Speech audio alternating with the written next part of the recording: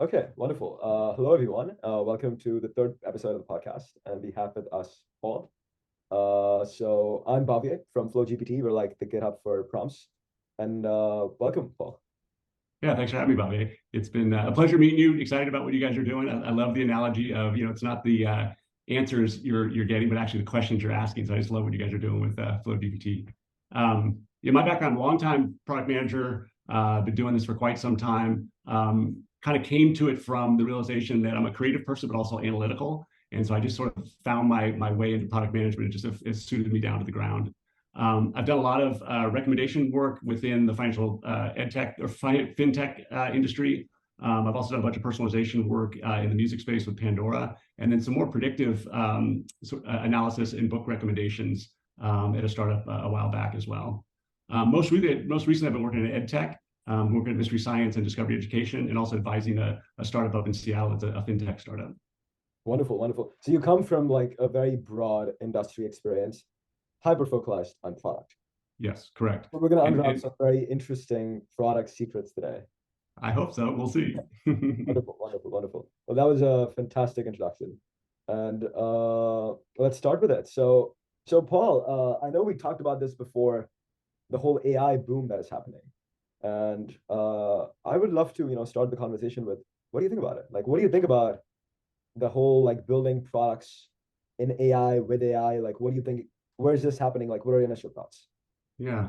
I mean, I think like a lot of people were coming to the realization how good some of this is, and just kind of blown away how amazing. I think though my product instincts back right into like, okay, the tech is one thing, but we still have to go back to like, what problems are we solving for the user? You know what? I really like the jobs to be done sort of construct where we're really looking at like, what can we do to displace the existing alternatives?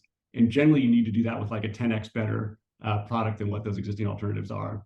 Um, and I think the other part of it too is really to look past just the functional jobs, but also those stories for users really matter. So things about the emotional context they come in contact with your product, or the social aspects of the product that are attractive to them too. And so, the technology is amazing, and we need to harness that. We will harness that in really unusual and ways we probably can't envision today. But at the end of it, I think it's still going to come back to the root of, geez, what can we do for that user to make their lives better? What can we do to that user solve jobs that they're currently struggling with primarily. That's very interesting. So diving a little deep into like the consumer side of things. So a lot of people are building AI products, and the thesis with AI products is that we're going to wrap around this one problem. Let's say it started with marketing, with companies like Jasper, Bhavye, that marketing is a mess. You're writing so many blogs. Let me just make it easy for you, and let me just spin up like a UI on sort of like ChatGPT or like GPT-3, and then it'll help you write like marketing materials or like anything like that. Now that is an interesting user like solution that as a marketer for me, it's like, oh, it's amazing. Like I can, write blogs. But when you're thinking about making products that solve problems, do you think like such products, they're defensible in terms of like, do they have a business moat or not? Yeah, yes, of course. I think the first problem to solve those, are you really solving that problem for the user in a way that they are leaning in hard into your solution? I think if you spend too much time on the moat part of it, you miss the the real edge of the diamond, the real crux of the problem. But soon after, you do need to realize like, what is going to be my differentiator in the market that's going to be long lasting, it's going to be durable. But I think first and foremost, you're looking for those early signs of like, I have a really peaked problem that users are really struggling with, and I've got the solution that's going to bring them my way. Secondarily, then we think about like, what are the kinds of things we can do to create this durable business model, this durable product, over time that differentiates stuff long term. Yeah. Yeah, so like I've been in startups where there'll be a whole bunch of discussion about patents and all of that. It's great and all, but it's sort of a distraction if you're too early on. At some point, sure, super important because you can get, but like too early, like that's just a big distraction in my mind. Okay. But early on, it's great to think about ways like I love the community aspect of FlowGPT. I think that's a really durable part that's hard to extract out of the product. It's a real differentiator, and it's a moat in a way. Like if you've got the users in your community, it's hard to pull them out into another. They're going to stay with you for a while if you're providing them good value. That's very interesting. So you're saying that the first step is building a product which provides some value. And once you've proven that like product market fit, then the next step is thinking about, okay, how do I create a moat around this business? Yeah, I think so. Yeah, I mean, it's paralyzed a little bit, but I think spending too much time too early on the moat part is a distraction. And you're always iterating on that first product. You get it for the early adopters, but you're still iterating on it for the next group of users. And then at the same time, you're thinking about like, okay, hey, this is starting to take off a bit. Let's figure out ways that we can keep this as a differentiator in the market and keep it protected from other competitors who are starting to see the traction that we're getting. That's very interesting. So, I mean, that's like a good start. Like, okay, I build a product which my consumers want, and then I think about product market fit, and then I think about making a business model. This brings me to my next question. Now, one thing that we've seen with AI, especially in products, is there are either plus AI products or there are AI plus products. Hmm. What I mean by that is, or the analogy we use at FlowGPT is that either a company is embedding AI into their existing products or workflows, Mm-hmm. or there's a company which is an AI company, but they're not like building an AI model. They're like building something, and their whole thing is that this is AI. Right.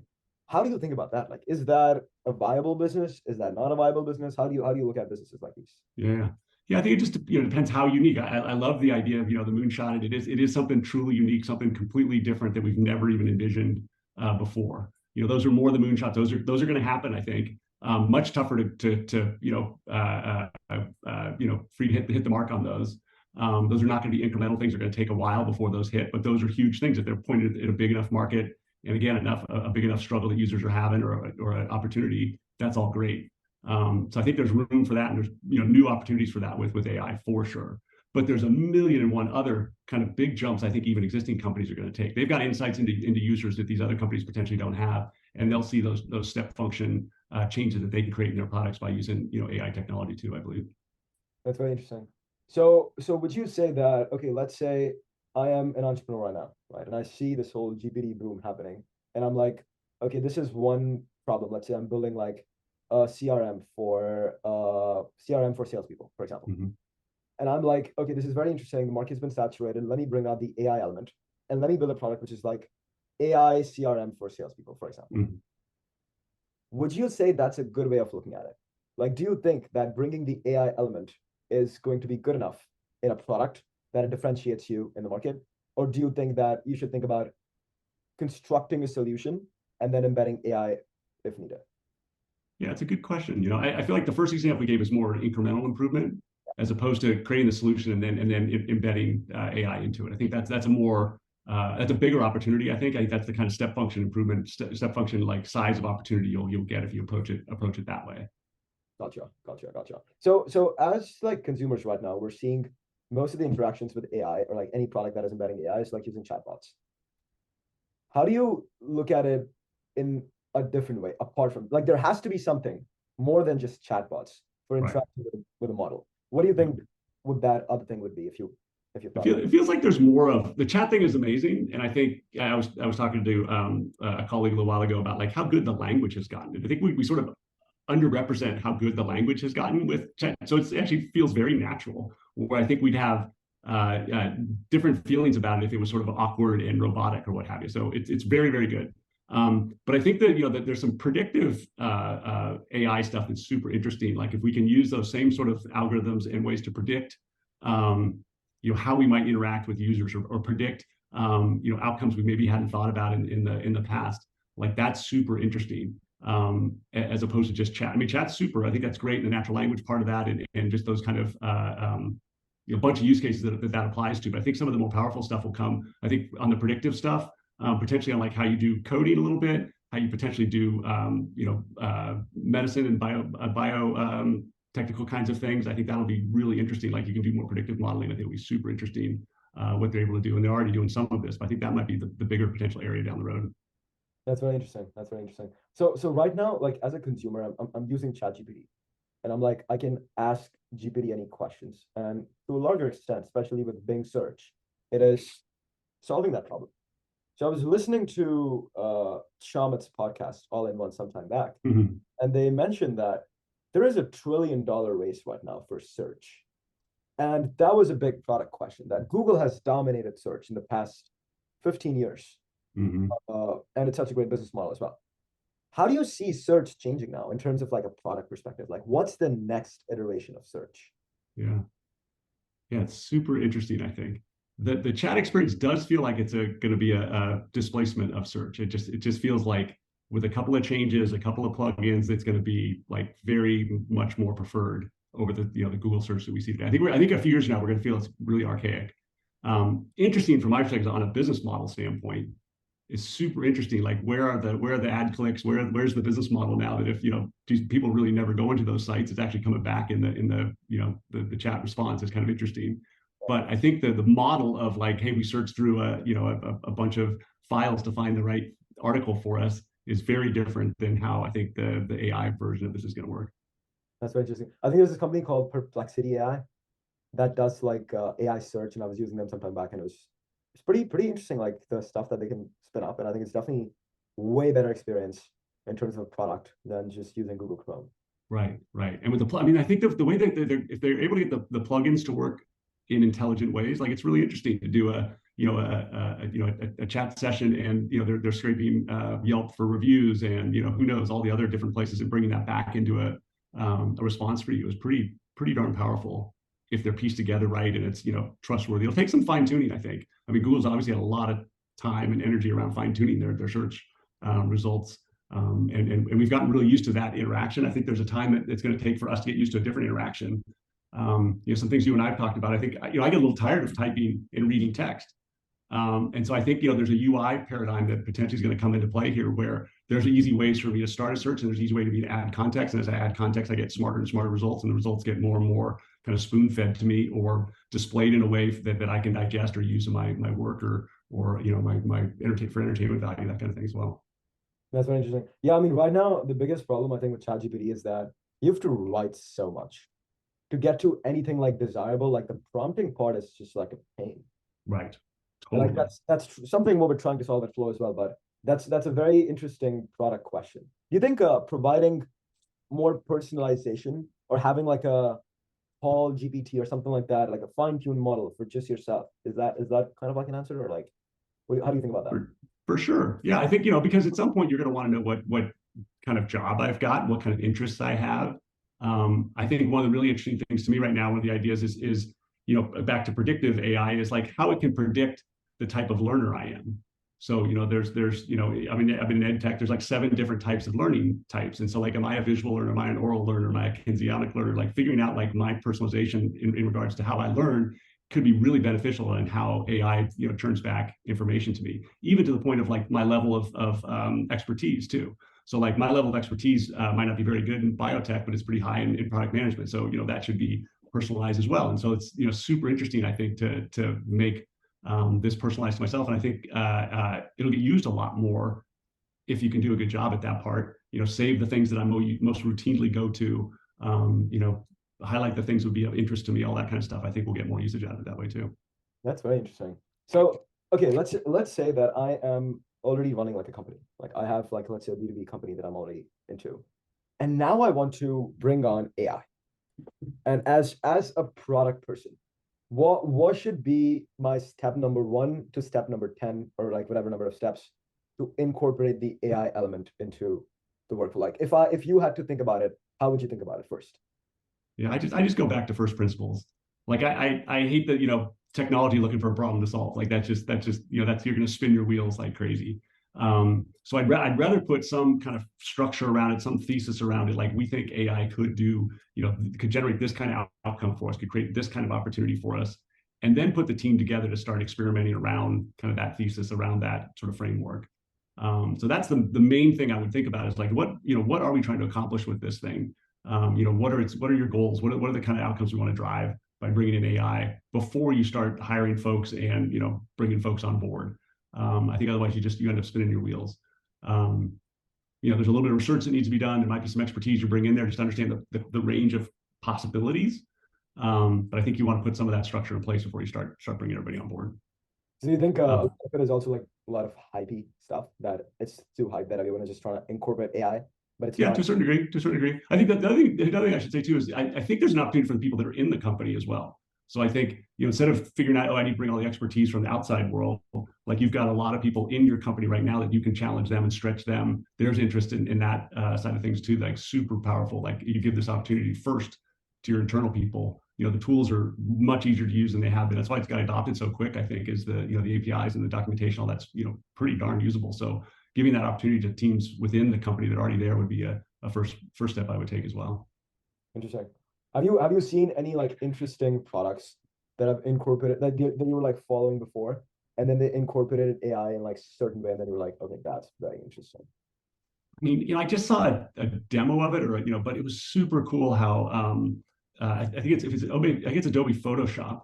Okay. Yeah. Yeah. It just blows my mind. I've used that thing a little bit, and it's hard to use, and it's cumbersome, and it's time. And all of a sudden, like you're circling parts and say, okay, I want a sign that like is a a neon bar sign. Oh, I want to put this, I want to put this deer in the streets of San Francisco, or like it's just like the drag and drop in the sort of simplistic natural language functionality, as opposed to dealing with all the different all the different buttons and widgets that are in Photoshop. Just blew my mind. I'm like, that really shows some powerful stuff. Yeah, I saw the video and I was like, that is so amazing. If you can just Yeah. like write down, like draw this, and it'll just like put it in, and it's basically like a real picture. That's like, wow. Yeah. Now, I think when you really get into the application, if someone who really uses that for their work, like that may be too generic, but like, God, from a demonstration purposes, like, wow, that, and for my use of Photoshop, like that blows me away how much of a step function improvement that is. That's very interesting. So, Photoshop was able to do this because they've already built tooling around, and they've been there for like 20 years doing this, like really focused on, well, Photoshopping. And they could add AI to their whole workflow, and it just like made so much sense from like a user perspective. Yep. Is that more applicable in the real world than just like wrapping something around like GPT-3 or GPT-4? More powerful, I think. I mean, it depends again on the use case, but I think it's more powerful. They have a knowledge of their users. They have obviously a knowledge of their workflow and knowledge of their product. And they probably, I've seen users struggle with all the buttons and all the different settings and all the stuff over and over again. Oh my God, if we could apply AI to this and make this, sort of a comment-based, natural language, like, dang, like we couldn't do this quick enough. Now they had to have all that insight, they had to have all that, knowledge, but that as opposed to doing something where, hey, I'm in a white, like open field. What do you want to do with AI? It just feels like you're gonna wander around and get lost for a while before you figure out the right place to go or the best place to go. Yeah, yeah, yeah. That's super interesting. So going in this direction of building something for the consumers and like building like a user-oriented process. One thing that we talked about before was talking to users and like validating a hypothesis that you have that, okay, this is a product feature that I want to build. Is that something consumers want? How do you go about that? Like, how do you validate anything that's like an idea that comes to your mind? Yeah. I mean, there's a bunch of different ways, but oftentimes we'll start out with the primary kind of research. We'll have an area that we want to explore, and we'll literally find the kinds of users that we want to, we think are the most likely to be our early adopters. So that's super important. And go talk to users. Oftentimes we find where they congregate. In the ed tech space I was in, there were K-5 teachers, so we'd go to the school and talk to the teachers at the school. But we put together an interview guide. And do our best job at asking open-ended questions, really trying to hone in on the stories they tell us, the struggles they share with us, and try to line those with things that we're good at before we start getting. We're not doing usability to begin with. We're not asking like, would you buy this? Would you use this? It's more open-ended than that.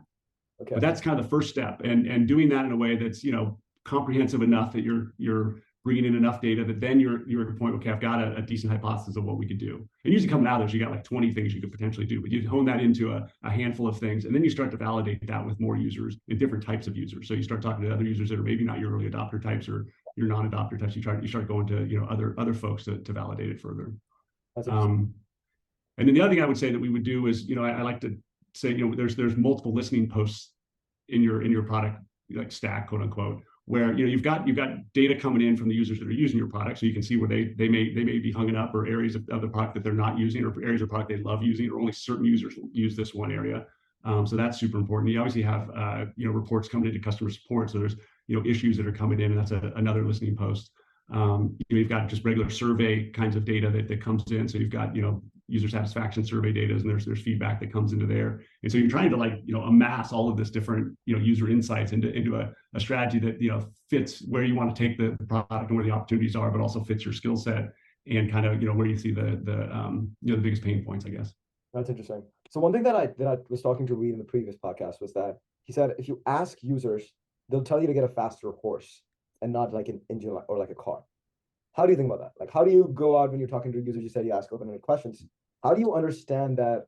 Am I building like what they're asking, like a faster horse, or am I getting insights to build something like an engine or like a car? Yeah, yeah, and that's kind of what I was saying. Where you stay away from like testing solutions with them. You stay away from like, if we built this, would you buy it? Like you stay away from those kind of direct sort of like, it's more open ended. Like, tell us a little bit about your day. Tell us a little bit about parts where you struggle. You try to draw out those stories, and in those stories are the golden nuggets of problems and issues they have, and you try to overlay those and create layers and layers of themes that keep coming out and keep resonating with you. Like one of the things that when we did mystery science, we talked to teachers, and this is the thing too. You talk to five teachers, then over time you talk to 10, and you talk to 20, you talk to 40, you talk to 50. Like you see it over and over again. It's kind of it's right there. They would say, I'm in they're K through 5 teachers, so I'm in third grade teacher. We'd hear over and over again. I have like a huge range of learners in my class. And it's tricky. I've got, some kids that can read at a 5th grade level. I got some kids that are, reading at first. I think it's really tricky to navigate. Plus, across all those different learning types and all that, it's really challenging. We just hear that over and over and over and over again. And so we're like, okay, how do we tackle that problem? How do we go about those kinds of situations? So you look for the problem, and then you come to a solution yourself that solves that problem, more than testing like a solution. Correct. And then you test it like crazy. Okay. And you test it like crazy, and you never get it right the first time, and so there's things you'll miss, and there's nuances that you need to add that make a big difference. And so it's really obviously to get the valid the valid solution, you really do need to test it and test it often. And you need to get good at that too. Like there's a whole sort of discipline around like testing lightweight stuff. You're not trying to build the perfect thing to begin with, but you're trying to test lightweight things very quickly and changing it obviously. That's very interesting. Do you think this can be some sort of aspects of user research, keeping it unbiased, can be solved with like generative AI or like AI in general? Yeah, no, we've talked about the Ashmore, his analysis of how he was doing user research and synthesizing the feedback, and I think it's really powerful in the fact that we've all got sort of innovators bias, we've all got recency bias, and so I've seen it. We do it all, and we can't help it. Like, oh, we've got that's a nail, we've got a hammer, let's use the hammer. And so ways that the machines can take out that bias and see those patterns, not the most recent one that came in or not the one that fits your current solution so well, but the ones that are, there's patterns that are occurring that can do it in a way that highlights it for everybody, that like that's the most important one. So I just like super powerful to me. And then I think I talked about the listening post, drawing in all of that larger disparate data, those are just different sources. So it's going to come in a different way, and sorting through that is going to be much quicker in an AI perspective than, the humans trying to do all of that. I think it's just tough for one. And often I think not done in a lot of companies. A lot of companies talk about it, but they don't actually do it. So I think the fact of putting some of these capabilities in there, they'll start to do it, or at least do the tedious part of it, and then, put their mind to the more difficult parts of it. Yeah, actually, I see this thing where like you could take notes on Zoom with these like websites or like whatever like applications. Yep. Fly, and there are like hundreds of tools out there. Yep. Yeah, I've got one. Then if you're doing like Q&A with like a prospective customer or like a user interview, they'll give you insights. Mm-hmm. On, like these questions that you ask were like actually leading questions. Yes. Or these are the insights which are actually really important. And that is, I think, a great sort of like use case of AI. Totally. Yes. Yes. Yeah. So do you think that it's more like when you're talking about like user research, it's more going to be like AI assisting a human who's doing research? Or do you think at a mass scale, like, okay, there are only so many interviews you can do, to get like personalized feedback. Let's say I want to do like a mass validation. Like, do you think like AI can help in that or not? Yeah, I think if you're validating an idea, I think sure. It depends on your source of data. I could see if you had the right source of data, I could see where you could pull out, predictive stuff out of a big source of data. Like if you had a big source of data.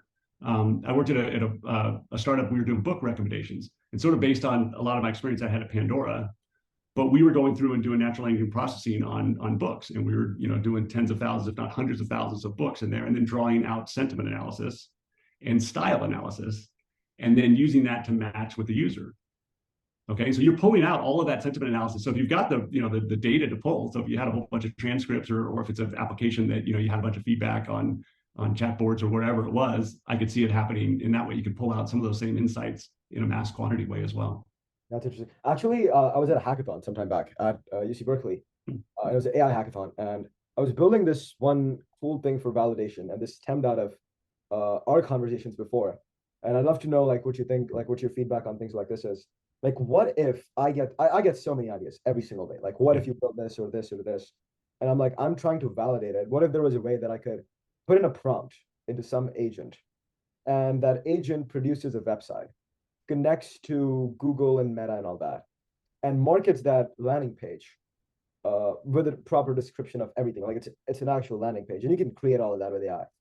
And it markets it, brings it in front of real consumers, and gets real time insights on how many people are actually interacting with it. And I was like, that is a very interesting way of like prompting something and then just getting real validation if it like even makes sense. Yep. What are your initial views on that? For sure. Do it. Like do it. And I've done it in a way which is interesting. Here's the way that we would do it in the past is we would use kind of unique value propositions and test the unique value propositions as a way to learn if that was a valid idea or how powerful a valid idea that was just in that respect. And this is a trick we learned. I was at NFX. I was one of the first cohorts in NFX in 2016, and it was really, really powerful. You could set up like a multivariate test on Facebook ads and run, different images and different value props. And super quick, you see that, out of all six of them, this one, everyone's the most interested in this value prop. And it sort of portrays not just the marketing campaign, it portrays a product that you might build. It's like test the idea from a concept standpoint, from a story standpoint, almost before you go to the building part. So absolutely, I feel like that's something if you could do more efficient, more quicker, bigger at scale, the better you'll be. And that one I can see there was a great one we did. I was at Liquid Space at the time, and we had strong convictions from the CEO that this was the right value prop. We're like, okay, fine, let's test it. And you get humble really quick. Like it wasn't the one that had the most traction. So it was kind of a good level setting thing for all of us too. And probably I had ideas too that flamed out. So it's a really good humbling experience for the whole team to go through this too. So do you actually also like do that in real life? Like you'll just like spin something up, like a demo or like a website or landing page, and just like put it out there and like test it. I feel like Definitely. Yeah, all the time. Yeah, we did, and then we did little parts in the product. We would do that all the time too. But like brand new features definitely. how would you do it? Like just like make like a website or like what would be like a market testing? It just depends on the situation. So if it was a brand new product, yeah, we might do something like that. We'd spin up a whole new landing page and come up with some text and see where people want to go with that. Yeah, I can think of a bunch of examples where we did it that way. There's also stuff in product that we would try, like routine, like probably every day, every week, we had multiple different tests going at the same time, and we had some inkling that like this would be a better experience or this would get more engagement if we did it this way or that way. And so we were always trying and testing things out and seeing if they worked or not. That's very interesting. So getting like actual measurable, quantifiable insights rather than just like initial like thoughts. Totally, yes, for And that's sure. what I think a lot of people miss. And I'm sure like I've missed that 100 times. Like you Me just too. Me too. good, Yeah, it's but harder. It takes more time. And you can't test everything either. That's the other thing. It's great. It's easy to say, well, test. You can't test everything, so you still have to decide the 100 ideas you had, like what are the 10 that are worth testing. yeah.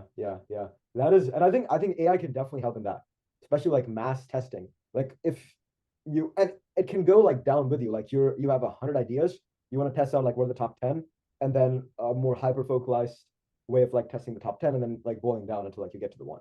Right, right. Like I love the idea of the adding the context. So you might start with 100 ideas, and then for each one, you go through a little bit of a step by step. Like, okay, tell me a little bit about like how many users are there? Tell me a little bit about like just a little bit more context. Like, okay, so of all these things, boy, these ones have the most promise. Try these out. I can't tell you the real answer, but these look like they might have the most promise. That's very interesting. That's very interesting. Actually, one of the products that I saw, which was very interesting to me, was that you could connect GPT to Siri somehow, and you're talking to it in AirPods, and it's like an agent. And what it does is it gets work done. Like Siri cannot get actual work done, like this Mhm. gets work done, and it was on Twitter. So, for example, you could talk to it, and you could give permissions to your email, and you could be like, write an email to Paul describing or like thanking him for the last meeting. That's it. And Right. they'll spin up a whole thing and like write it to you and send it to you. And I was like, that is so interesting in terms of like the products that are coming out. Yeah, totally. Yeah, I mean, I'm not surprised that's already coming out because I think, like we said, we get tired of typing, we get tired of reading text. So I think there's going to be definitely different interactions. They have the visual stuff too. I think is that's going to come a ways too. So you give it a picture of a website and it builds the website for you. Like Yeah. that's kind of amazing. There's just a company called Framer. Yeah, yeah. You were explaining to me the other day. Yeah, Framer does that whole AI thing right now. Like they can spin up a website and they're really good at it. just boggles my mind. Like that's the kind of thing. Okay, so geez, we got all kinds of ideas now that after you see that use case, that demonstration, like okay, lots of people do websites. Like, hey, if I can make that super easy, I don't have to spin up a team and or learn coding myself. Like the no code element of AI is like super exciting. Like you can do almost everything no code in natural language. Right, right. So especially for Yeah. people who are like thinking about cool products all the time, for them like the gap which was like, oh, I have to build something before I can test it out and like and see if like it's even worth it. It's like going down Oh, super fast. way, way, way down. Right. And so I think it's going to be back, the knowledge work is going to be like, okay, what problem do we want to solve? I think Yeah, that stuff yeah, is starting yeah, to go yeah. away. That other stuff is starting to go away. Um, So how do you find problems then? If the execution part is the easy part, like the initial yeah, execution part, if that does become true, right, right. yeah. So how do you find problems then? For me, you just have to dig into the nuances of the lives of the user you're trying to change. And so really, really trying to dig into that. And that's that job's to be done. I know maybe it's talked about a lot, but it's super interesting to think about like what are the jobs your software is going to do for that user and think about it in really detailed terms. It's not just functional, but it's also emotional and social and like really digging into that understanding for the users you want to affect. And it's almost like a lifelong pursuit. Sometimes it's just a really in-depth pursuit to get to that point where you know your users so well that you can almost, you're almost ahead of them a step um, to figure out like how you could make their experience that much better. And as a product person, step number one is I'm assuming you have to understand that and then craft a story around it and then sell that story to your team who's actually building those things. Yes. You have to be like good at understanding and also good at storytelling at the same time. Right. And I think that storytelling is good for the user, but you're right. It's also good for the team. Because Yeah, we do all want to make a difference. I think at the end of the day, like we don't just write code and build product. Like we want to like make a difference in people's lives. And so the opportunity to do that and to share that possibility with folks, that's what gets us out of bed in the morning. That's what gets the team motivated and fired up. Um, interesting. That's and very so I think it's super important to get that. And I think also the other thing happens, as you tell that story, you show that opportunity, you're not the only one coming up with the ideas. So I think when you do it in that way, you end up empowering the whole team. Everyone gets engaged in the pursuit and comes up with novel ideas and ways to solve it that you never potentially would have thought about yourself. That's interesting. That's interesting. So Steve Jobs was considered like a top tier product person, right? And I'm sure like you've lived through the times when like this whole evolution of like mobile phones and like MacBooks and all of that like came up and became the next big thing. How do you think like someone who's building products in this day and age, and AI sort of has that promise that internet had 20 years back? Mm-hmm. Yep. How do you think they should think about the next steps?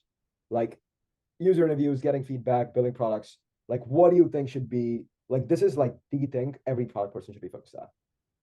Totally agree. But I think think big.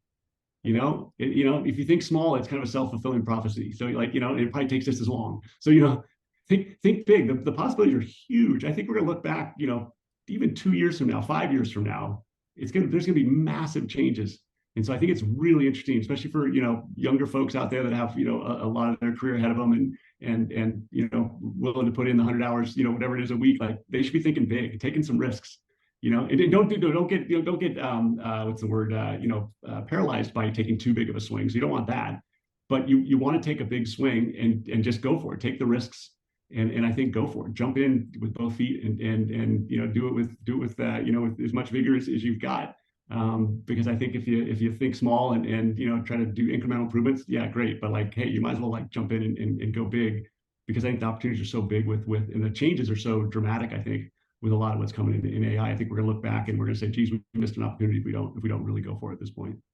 That's interesting. That's I mean for sure. I believe like for a product person in a lot of aspects, I think like thinking big is like the thing. Like how do you like make the next big thing?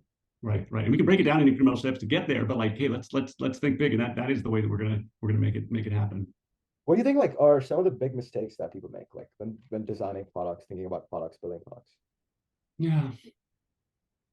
I don't know. I think, a common mistake I see a lot is they're like, if we put more features in, we're going to get more people to use it. Okay. Like there's a lot of like, oh God, if we get that too, and oh yeah, if we add that too, if we add this too. But if you look at the products you love, like they're really good at kind of, maybe not one thing, but one or two or three things, Or right? Like Slack's really good at a couple of core things. It has a bunch of other stuff, but like it's really good. So that's why we all jumped in on that thing. And so I think it's an easy tendency to want to add more stuff. Pandora, we were like we had a strategy. We were going to be a lean back experience.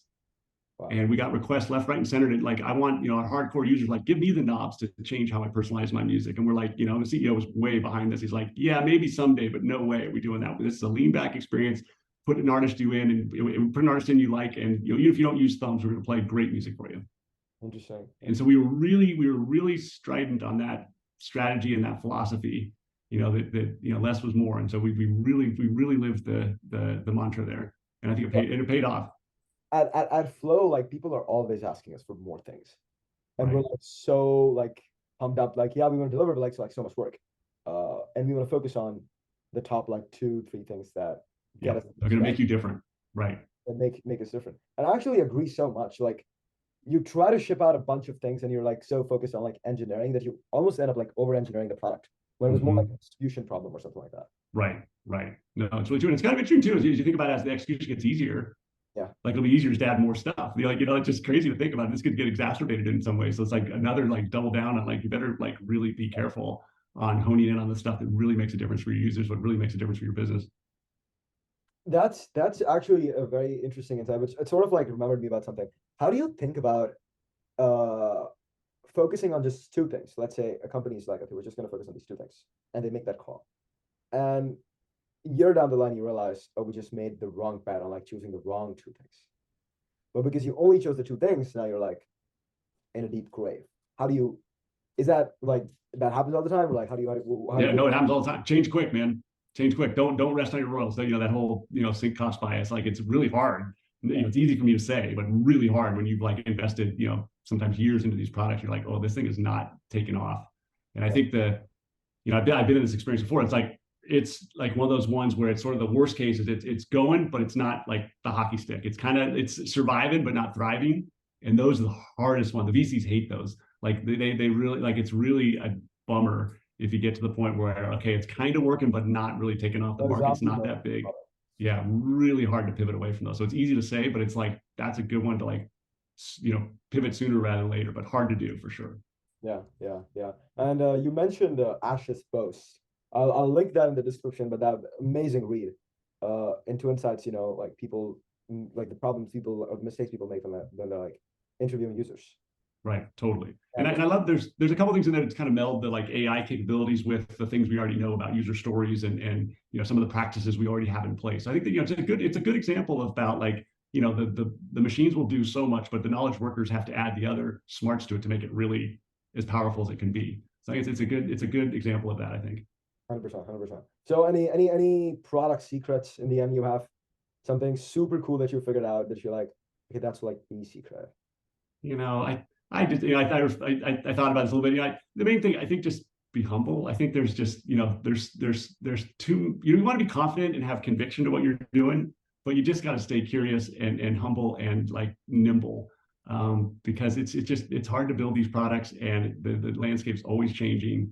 But get out there and have fun with it. Life's too short not to. Really get joy out of the people you work with. Super important. And then, try to work on something that you think is really going to make a difference for your users. It kind of gets down to that at the end of the day. And they should have a charisma like you. Like you're always like having this positive energy that I'm like, as a product person, like that's all you need. You got it. Too easy to get bummed out about stuff. It doesn't take any effort. I always like to say it doesn't take any effort to be negative. So like you got to keep plowing through it, or else you're not going to get there. That's for sure. Yeah, no, that's wonderful. I think a lot of amazing insights. Just to sum it all down, focus more on data probably than just like biased words. Focus on some things that you're building. And in Yep. AI, I think the biggest take that I had from you was that, and I think that's something that I've been going back and forth on is, it's not just an AI question; it's like a user question. Like you have Yes. to figure out what the users want, and if AI comes in, then it's great. If not, then probably not. But it's more like beyond AI, like what's the problem you're solving? Right, for sure. And if AI can, turbocharge that effort, then more power to it. It's great. But I think if you otherwise you're going to be, spinning your wheels in the place that's not going to get you where you want to get to. So you got to have, some thesis, some framework, some goal, some type of structure. I think before you make the most progress with it. 100%, 100%, 100%. But yeah, I think it was amazing. It was lovely talking to you, Paul. Yeah, you as well, as always. As always, I get a lot of energy talking to you, so that's great. Really appreciate it. 100%.